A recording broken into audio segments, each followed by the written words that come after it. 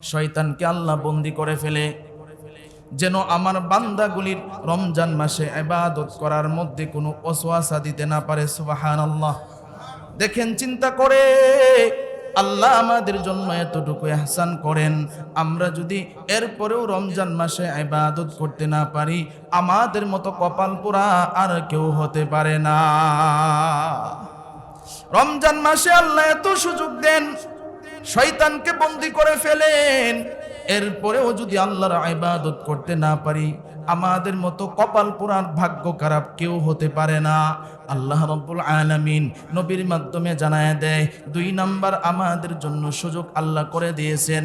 আল্লাহ রাব্বুল আলামিন জাহান্নামের যে 7টা দরজা আছে, রমজান মাসের শুরু থেকে শেষ পর্যন্ত পুরা রমজান মাস জাহান্নামের দরজাগুলি বন্ধ করে দেয়। আল্লাহু আকবার। একটা জাহান্নামের দরজাও খোলা থাকে না। কেন? আমার বান্দার জন্য জাহান্নামের দরজা বন্ধ।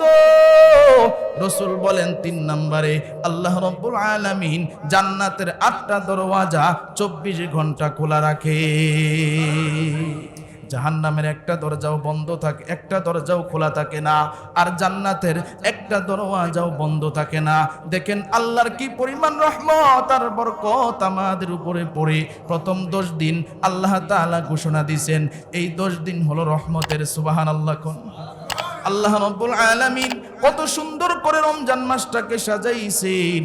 রমজানের প্রথম রাতে একজন হুর আয়েশা ঘোষণা দেয়, এমন একটা জান্নাতের ভিতরে সুন্দর বাতাস প্রবাহিত হয়, এত সুন্দর বাতাস, যারা জান্নাতি, যারা জাহান্নামী, যারা ফেরেশতা থাকে, ওই ফেরেশতাগুলি বলতে থাকে, এত সুন্দর বাতাস আমরা কোনোদিন প্রবাহিত দেখি নাই। আজকে কোন রাত, আজকে কোন সৌভাগ্য রাত শুরু হতে যাচ্ছে। এবার হুররা নিচে নামে, আয়েশা জান্নাতের বারান্দার মধ্যে নাচতে থাকে আর বলতে থাকে, রমজান মাসের প্রথম রাত আগত, যারা ইবাদত করবে তাদের জন্য আমরা অপেক্ষায় আছি। আল্লাহু আকবার। তাদের জন্য আমরা অপেক্ষায় আছি।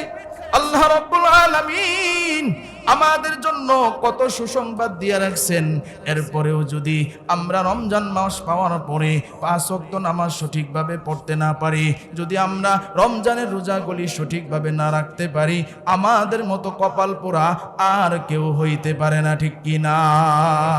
এই জন্য আমার মুসল্লি এখানে যারা আছেন, চিন্তা করবেন কথাগুলো আর ভাববেন, আল্লাহ রাব্বুল আলামিন আমাদেরকে যে কথাগুলো জানায় দিয়েছেন, এই জন্য আমরা সকলে একটু চিন্তা করব আর ভাববো যে রমজান মাস আগত, আমরা আগে নামাজ পড়ি না, এখন নামাজি হব, আগে রোজা রাখি না, এখন রোজাদার হয়ে যাব। আল্লাহর কাছে বেশি বেশি তওবা করব, আল্লাহ যেন আমাকে আল্লাহর প্রিয় বান্দা হিসেবে কবুল করে নেয়। আমিন বলেন সকলে। রাজি আছেন তো ইনশাআল্লাহ? আল্লাহ আমাদের সকলকে এই কথাগুলির উপর আমল করা তৌফিক দান করুক, বলেন আমিন।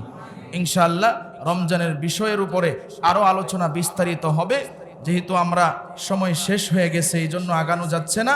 আমরা শুধু এটা মনে রাখবো যে রমজানের রোজাগুলি সঠিকভাবে রাখবো। রাজি আছি তো ইনশাআল্লাহ?